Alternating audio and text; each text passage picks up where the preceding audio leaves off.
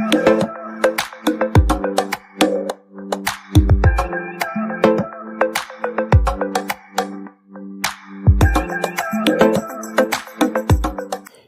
Video में हम discuss करेंगे क्लास 9th के सब्जेक्ट साइंस का केमिस्ट्री पार्ट से चैप्टर नंबर 1 जिसका नाम है मैटर इन आवर सराउंडिंग्स। ये इस चैप्टर की सेकंड वीडियो है यानी कि पार्ट 2 है।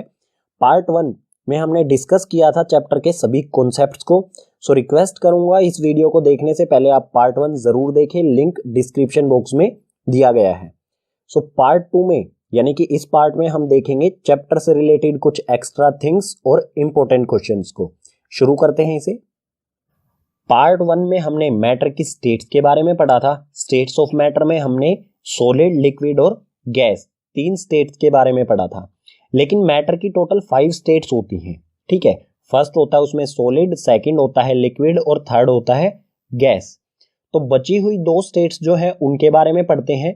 स्टेट्स ऑफ मैटर में 4th स्टेट होती है प्लाज्मा। ये क्या होता है?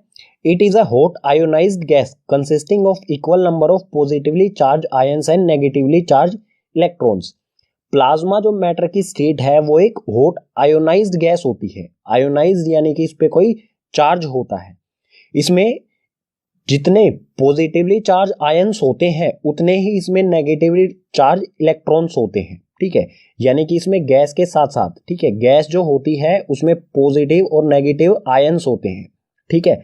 और इसका बेस्ट अगर एग्जांपल की बात करें तो इसका बेस्ट एग्जांपल हो जाएगा लाइटनिंग यानी कि बिजली कड़कना। जब बारिश के मौसम में जो बिजली कड़कती है वही लाइटनिंग, ठीक है, ये इसका एग्जांपल हो जाएगा।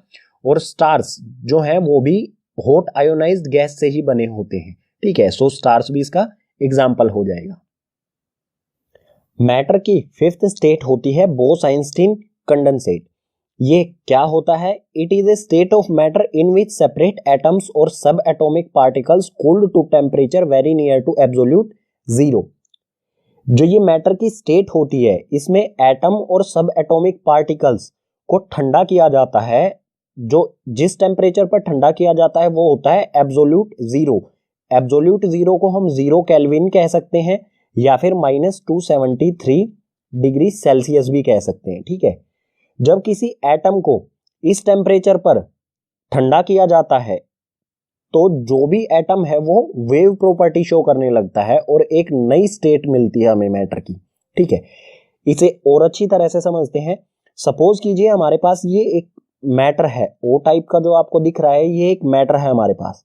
जब इसको इस टेम्परेचर पर ठंडा किया जाएगा तो ये सिकुड़ने लगेगा, ठीक है, बहुत ज्यादा सिकुड़ने लगेगा, श्रिंक होने लगेगा और ये श्रिंक होके बिल्कुल छोटे साइज का हो जाएगा, ठीक है, इस साइज का हो जाएगा। ये इसकी ट्रांसफॉर्मेशन जो है इस साइज की हो जाएगा और ये वेव प्रॉपर्टी शो करने लगेगा। तो ये जो है हमें एक नई स्टेट मिलेगी मैटर की, ठीक है। इसके एग्जांपल्स की बात करें तो इसमें हो जाएगा न्यूट्रॉन स्टार और लिक्विड हीलियम। न्यूट्रॉन स्टार जो है वो बहुत हाई डेंसिटी होती है इसकी, यानी कि इसके पार्टिकल्स जो है वो बहुत पास पास में होते हैं। और लिक्विड हीलियम जो गैस होती है उसको लिक्विड बनाने के लिए -270 डिग्री सेल्सियस के आसपास इसे ठंडा करना पड़ता है, तब जाके ये लिक्विड में आती है, ठीक है। इसे सुपर फ्लूइड भी कहा जाता है।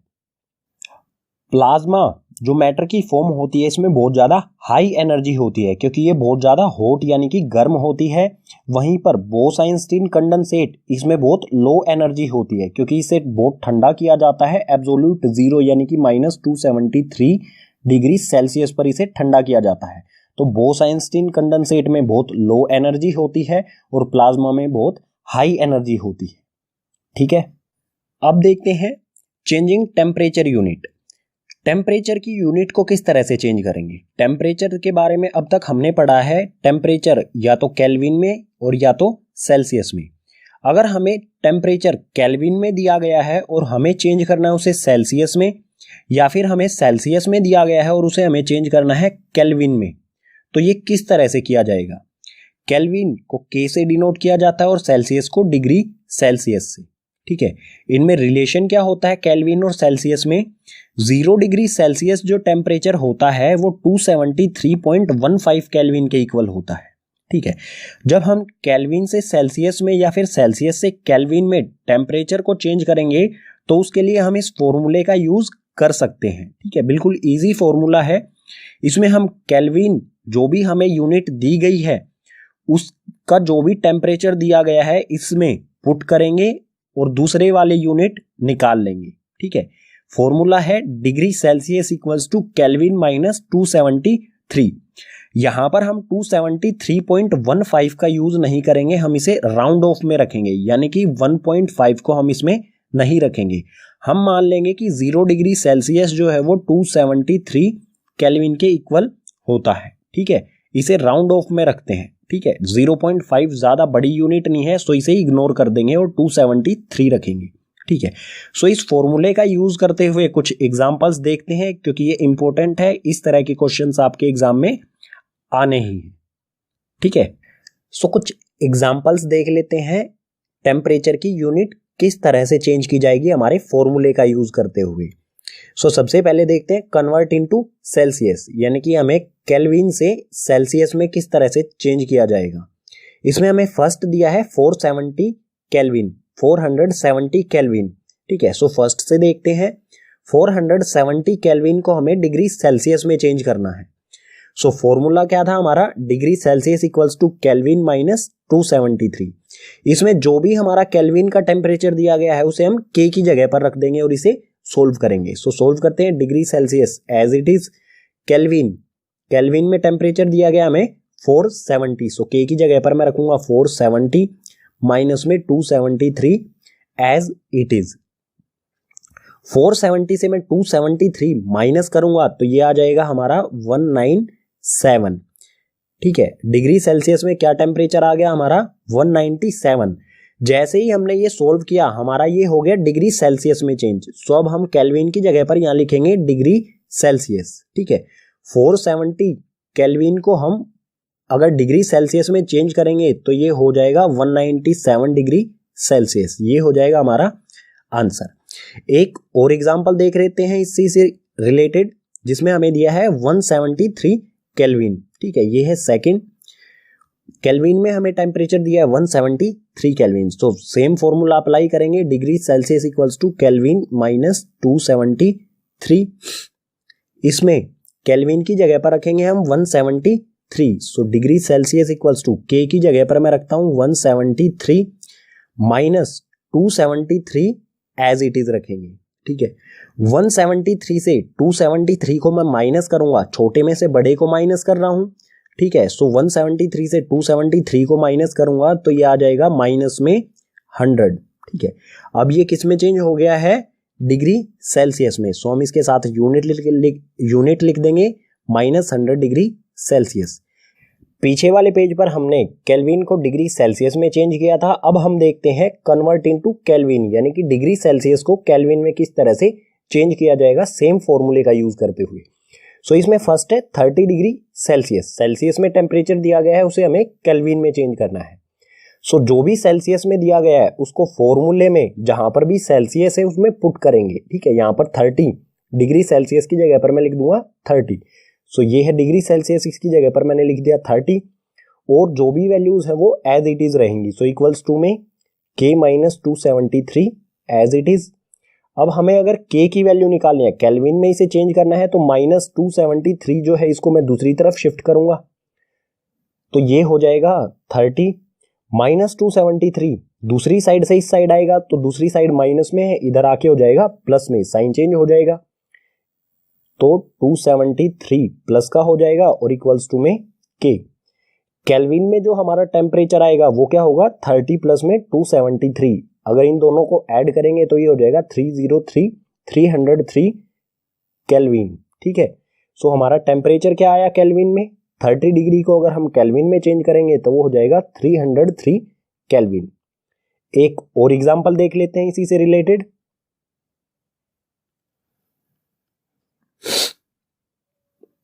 सेकंड, इसमें हमें दिया है -71 डिग्री सेल्सियस, सो सेल्सियस की जगह पर मैं रखूंगा -71। ठीक है, सो -71 इक्वल्स टू में के माइनस 273। फिर से मैं जो -273 है इसको दूसरी तरफ शिफ्ट करूंगा। सो सबसे पहले यहां पर है -71, दूसरी तरफ से 273 इस तरफ माइनस का है तो इस तरफ माइनस है तो इस साइड आके प्लस 273 हो जाएगा, ठीक है, और इक्वल्स टू में के। प्लस वाली वैल्यू को हम पहले लिख लेते हैं, यानी कि 273 को हम पहले लिख लेते हैं, ठीक है, और -71 को बाद में लिख लेता हूं, ठीक है। इसे सोल्व करने के बाद आ जाएगा हमारा टेम्परेचर केल्विन में। 273 में से 71 को माइनस करूंगा तो ये हो जाएगा 202, ठीक है, और ये टेम्परेचर आ गया हमारा केल्विन में, यानी कि -71 डिग्री सेल्सियस को हम केल्विन में चेंज करेंगे तो वो हो जाएगा 202 केल्विन, ठीक है। ये हो जाएगा हमारा आंसर। अब देख लेते हैं कुछ क्वेश्चंस जो एग्जाम पॉइंट ऑफ व्यू से काफी इंपॉर्टेंट है। So some extra and important questions. इसमें सबसे पहले है why solid carbon dioxide is called dry ice. Solid carbon dioxide को ड्राई आइस क्यों कहा जाता है? ड्राई आइस यानी कि शुष्क बर्फ, ठीक है, जो सूखी हुई बर्फ क्यों कहा जाता है? आंसर होगा इसका solid carbon dioxide is called dry ice because when it heated it turns direct into gas without turning into एक लिक्विड। जो ड्राई आइस यानी कि कार्बन डाइऑक्साइड होती है, जब उसे हम हीट करेंगे तो वो डायरेक्ट गैस में चेंज हो जाती है, सॉलिड से डायरेक्ट गैस में चेंज हो जाती है बिना लिक्विड स्टेट में आए, ठीक है। नॉर्मली क्या होता है, जो सॉलिड होता है वो पहले लिक्विड में चेंज होता है उसके बाद गैस में, लेकिन सॉलिड कार्बन डाइऑक्साइड जो है वो डायरेक्ट गैस में चेंज हो जाती है बिना लिक्विड स्टेट में आए, ठीक है। और ड्राई, क्या ड्राई का मतलब क्या होगा? जो सूखा हुआ हो। सो जो लिक्विड में नहीं जाएगा, अगर कोई चीज लिक्विड स्टेट में नहीं जाएगी तो उसे कहा जाएगा ड्राई, ठीक है। इसलिए सॉलिड कार्बन डाइऑक्साइड को कहा जाता है ड्राई आइस, क्योंकि ये कभी भी लिक्विड स्टेट में नहीं जाती है जब इसे हीट किया जाता है, ठीक है। नेक्स्ट यानी कि क्वेश्चन नंबर 2 है हमारा, why do we keep ether and acetone at cool places. Ether और एसीटोन जो लिक्विड होते हैं इन्हें ठंडी जगहों पर क्यों रखा जाता है? सो आंसर होगा इसका these liquids are easily evaporates at room temperature and ether and acetone are inflammable. It means they catch fire at room temperature. That's the reason we store these liquid in cool places. जो ether और acetone ये दोनों liquid जो होते हैं वो room temperature पर ही vapour बनने लग जाते हैं, यानी कि इनका बॉइलिंग पॉइंट जो है वो बहुत कम होता है, रूम टेम्परेचर पर ही ये वेपर में आसानी से चेंज होने लग जाते हैं बहुत जल्दी जल्दी। और ईथर और एसीटोन ये दोनों जो लिक्विड हैं ये फ्लेमेबल ही भी होते हैं, यानी कि जब ये किसी इनके जो वेपर होंगे वो किसी स्पार्क यानी कि चिंगारी के कांटेक्ट में आएंगे तो इनमें आग भी लग सकती है, ठीक है। और इसी कारण इनको वेपर बन के ये कहीं उड़ ना जाए या फिर ये कहीं आग ना पकड़ लें, इसी कारण इन्हें ठंडी जगहों पर रखा जाता है, ठीक है, ताकि वेपर जो है वो आसानी से ना बन पाए, ठीक है। ठंडी जगहों पर रखने से क्या होता है, वेपर बनना की प्रोसेस जो है वो स्लो हो जाता है, ठीक है। अब है क्वेश्चन नंबर 3 जिसमें कह रहा है how do we liquefy the gases. जो भी गैसेस होती हैं उनको लिक्विड फॉर्म में किस तरह से चेंज किया जा सकता है? सो इसके 2 प्रोसेस होते हैं, आंसर देख लेते हैं पहले। Gases can be liquefied by increasing the pressure and decreasing the temperature. Increasing the pressure will bring the particles closer and cooling will cause the particles to lose energy. Then the space between particles decreased and gas became in liquid state. 2 reason, ठीक है, 2 तरह से हम gas को liquid form में change कर सकते हैं, लिक्विफाई कर सकते हैं। या तो हम प्रेशर इंक्रीज कर दें या फिर हम टेम्परेचर डिक्रीज कर दें, ठीक है, प्रेशर बढ़ा दें या टेम्परेचर घटा दें, दोनों कंडीशन में गैस जो है वो लिक्विफाई हो जाएगी। अगर हम प्रेशर इंक्रीज करेंगे तो जो पार्टिकल्स हैं गैस के वो पास में आ जाएंगे और गैस के पार्टिकल्स पास में आने से वो लिक्विड फॉर्म में चेंज हो जाएगी, ठीक है। और अगर हम उसे ठंडा कर दें यानी कि टेम्परेचर कम कर दें तो जो भी उसके पार्टिकल्स, गैस के पार्टिकल्स की काइनेटिक एनर्जी है वो कम हो जाएगी और उनके बीच का जो स्पेस, काइनेटिक एनर्जी कम होने से क्या होगा, जो भी स्पेस है पार्टिकल्स के बीच में वो अपने आप ही कम हो जाएगा और पार्टिकल्स के बीच का स्पेस कम होने से क्या होगा, वो फिर से लिक्विड स्टेट में आ जाएगी। यानी कि प्रेशर बढ़ाने से भी गैस को लिक्विड स्टेट में लाया जा सकता है और टेम्परेचर को घटाने से भी गैस को लिक्विड स्टेट में लाया जा सकता है, ठीक है। नेक्स्ट यानी कि 4th क्वेश्चन है why do we wear cotton clothes in summer? गर्मी के मौसम में, समर में हम कॉटन क्लोथ्स, सूती वस्त्र क्यों पहनते हैं? ठीक है, सबसे ज्यादा बार पूछे जाने वाला क्वेश्चन है एग्जाम में। ठीक है, सो इसका आंसर होगा during summer we sweat more and cotton is a good absorber of water, helps in absorbing sweat and exposing it to the outer atmosphere for evaporation. During evaporation, our body lose latent heat of vaporization and we feels cool. Summer यानी कि गर्मी के मौसम में sweat यानी कि हमें बहुत पसीना आता है, और कॉटन जो है वो वाटर को बहुत अच्छी तरह से एब्जॉर्ब यानी कि सोख लेता है। ठीक है, तो अगर ये पानी को सोख सकता है तो हमारा जो स्वेट यानी कि पसीना है उसे भी आसानी से सोख लेता है, और उसे बाहर का जो एटमॉस्फेयर है उसके कांटेक्ट में ले आता है। जो हमारा पसीना बाहर के एटमॉस्फेयर के कांटेक्ट में आने से वो वेपरेट हो जाता है, यानी कि भाप बन के उड़ जाता है। ठीक है, और भाप बनने के दौरान जो भी वेपरेशन यानी कि भाप बनना हुआ वो किस कारण हुआ? पसीना जो होगा हमारा स्वेट, वो एनर्जी कहां से लेगा? हीट जो है वो हमारी बॉडी से लेता है। ठीक है, जिसे लेटेंट हीट ऑफ वेपोराइजेशन कहा जाता है। अगर पसीना हमारी बॉडी से हीट लेगा तो हमारी बॉडी जो है वो हीट लूज करेगी और हमें ठंडा फील होगा। ठीक है, इसी कारण हम कॉटन क्लॉथ्स को समर सीजन में पहनते हैं। ठीक है, अब है क्वेश्चन नंबर 5, जिसमें कह रहा है why ice cool better than water eight 0 degree Celsius. Ice यानी कि बर्फ जो है, वाटर 0 डिग्री सेल्सियस, आइस और वाटर दोनों 0 डिग्री सेल्सियस पर हों तो आइस यानी कि बर्फ ज्यादा कूलनेस, ठंडक क्यों प्रदान करती है, हमें प्रोवाइड क्यों करती है? इसी क्वेश्चन को अगर दूसरी तरह से पूछना चाहें तो वो भी हो सकता है, जैसे why is ice as 273 kelvin more effective in cooling than water at the same temperature. Ice 273 kelvin पर और वाटर भी 270 सेम टेम्परेचर पर ही। आइस ज्यादा ठंडक क्यों प्रदान करती है, ज्यादा इफेक्टिव कूलिंग क्यों देती है हमें वाटर की बजाय? ठीक है, सो दोनों ही क्वेश्चन का मतलब एक ही है, इसका आंसर भी एक ही हो जाएगा। Ice eight 273 kelvin would absorb latent heat of fusion as well as the heat energy, but water at 273 Kelvin would just absorb heat energy. It means ice absorb more heat as compared to water at the same temperature. Ice जो है वो latent heat of fusion को भी absorb करेगी और उसके साथ साथ heat energy को भी absorb करेगी।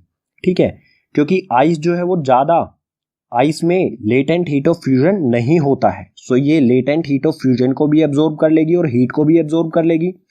लेकिन जो वाटर होता है 0 डिग्री सेल्सियस पर, उसमें लेटेंट हीट ऑफ फ्यूजन नहीं होता है। ठीक है, इसमें पहले से ही होता है latent heat of fusion water में, तो ये सिर्फ हीट एनर्जी को ही एब्जॉर्ब कर पाएगा।